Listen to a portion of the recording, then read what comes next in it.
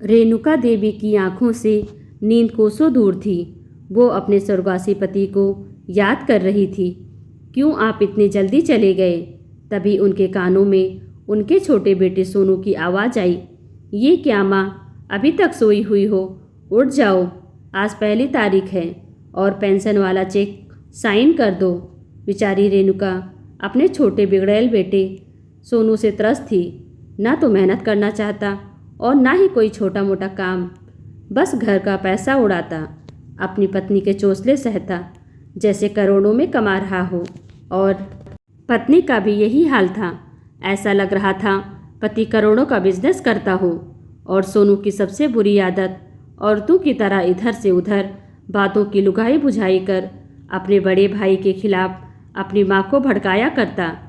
इसलिए रेणुका देवी का बड़ा बेटा अपनी माँ को ना पूछता और न मिलने आता। अब उनका बुढ़ापा का समय इनकी लाचारी का सबब है कि नालायक सोनू के साथ रह रही थी और हर दिन अपनी किस्मत को कोस रही थी। रेणुका देवी ने चेक पर साइन करके दे दिया। पेंशन निकाल के ले आया है। मेरे पास माँ के इलाज के लिए पैसे नहीं। माँ से कह रहा है कि उसकी पत्नी को मायका जाना है, इसलिए 25,000 के बदले 50,000 निकालना है। उसके ससुर की पत्नी का ऑपरेशन है और 25,000 रुपये भेजना पड़ेगा।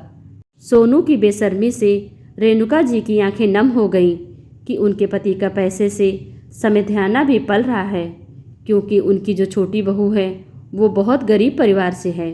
बाप चौकीदार ठहरा, जिसकी महीने की कमाई 6,000 रुपया है, जिसमें घर का खर्चा चलाना मुश्किल था। इस तरह हर महीने रेणुका देवी के बैंक से उनके पति के जमा किए पैसे को किसी न किसी बहाने से निकालता रहता और वो चाहकर भी विरोध नहीं करती थी। रेणुका देवी के पति एक गवर्नमेंट विभाग में कार्यकर्ता थे। अच्छी खासी तनख्वाह थी और रिटायरमेंट के पूरे पैसे उन्होंने पत्नी के नाम जमा करा दिए ताकि बुढ़ापे में कोई परेशानी ना हो और पेंशन से उनका महीने का खर्च भी आराम से चल जाएगा। उनके 2 बेटे थे, एक बड़ा बेटा उमेश और छोटा सोनू। लेकिन सोनू नहीं चाहता था माँ के बड़े भाई से बने। हर समय बड़े भाई की बुराई करता, जिससे माँ का दिल और बड़े बेटे का दिल खट्टा हो गया। बड़ा बेटा घर से निकलकर दूसरे घर में चला गया। अब सोनू अपनी मनमानी करने लगा। अपने माँ के रवैये से वाकिफ बड़े बेटे उमेश ने भले ही पूछना छोड़ रखा था, लेकिन अड़ोस पड़ोस से हाल चाल पता चलता रहता। एक दिन सुबह सुबह उमेश के घर मोहल्ले का एक आदमी आकर बता रहा है कि उसकी माँ को सोनू और उसकी पत्नी ने बाहर से बंद कर रखा है और बहुत दिनों से वो लोग नहीं दिखे। चलिए ना भैया, चलकर देखिए क्या बात है। उमेश भागा भागा आया और वहाँ बाहर से गेट पर ताला लटका देख, लेकिन माँ बालकनी में बैठी हुई हैं।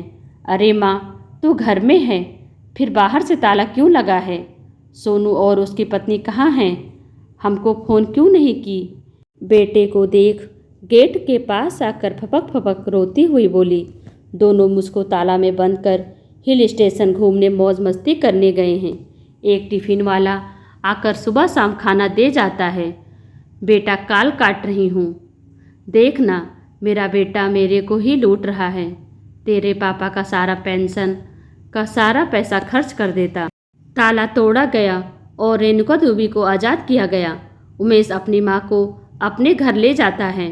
कुछ दिन के बाद मौज मस्ती कर घर लौटा सोनू गेट पर नया ताला देख पड़ोस में पूछा तो पता चला कि बड़े भैया आए थे और ताला तोड़कर माँ को अपने घर ले गए। वो गुस्से से बड़े भैया के घर गया। भैया, आप किस हक से मेरी माँ को लेकर आए हो? तैस में आकर सोनू, चलो माँ अपने घर। कौन सा घर? वो मेरा घर नहीं है, वो उमेश का भी है, इसलिए वहाँ उमेश चलेगा तभी मैं चलूँगी, वरना नहीं। रेणुका देवी ने साफ साफ कहा कि अब से वो उस मकान में तभी रहने जाएंगी जब तक उसका रजिस्ट्रेशन नहीं होता। वो मकान 2 मंजिला तेरे पापा ने बनवाया था और मेरे नाम से है, इसलिए जीते जी तुम दोनों को आधा आधा दे दूँगी। तुमको 1 पैसा अब नहीं मिलेगा। मेरा सारा पेंशन अब जमा होगा और तुम अपना देखो कि कैसे घर चलाते हो। आज रेणुका जी को बड़ा बेटा भगवान राम लग रहे हैं, जिसने सोनू की चालाकी धूर्तता और हठ धर्मी से निजात दिलाकर सुकून शांति का जीवन दिए हैं। उमेश के घर चैन से रह रही हैं और उनका सारा पैसा जमा हो रहा है। क्यों आज रेणुका देवी को समझ आ गया था सोनू को उनसे नहीं बस उनके पैसे से प्यार है, लेकिन उनके बड़े बेटे बहू को माँ से प्यार है।